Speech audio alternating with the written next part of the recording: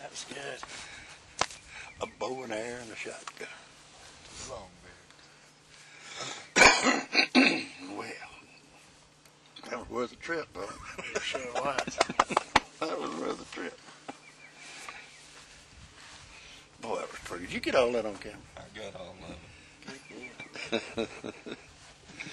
Yeah. I said, look at that.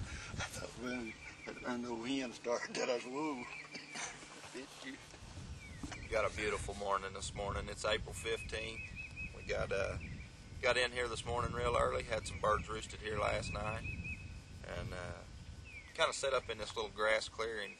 I didn't realize these birds was going to be quite this close, but we got in here early enough this morning, set the double bull up, got quiet, and man, they was right there. Set a decoy up, hit the call a few times, and they liked it, and here they come. They all flew down right here on top of us, and there was two real nice birds, looked like 3-year-old birds, about 9-inch beards, and they come down and put on a little show for us. Seth shot the first one with his bow, and Charles shot the second one with the shotgun. Charles from Louisiana down here hunting for a few days, and we started off the hunt right. This is the first morning of the hunt.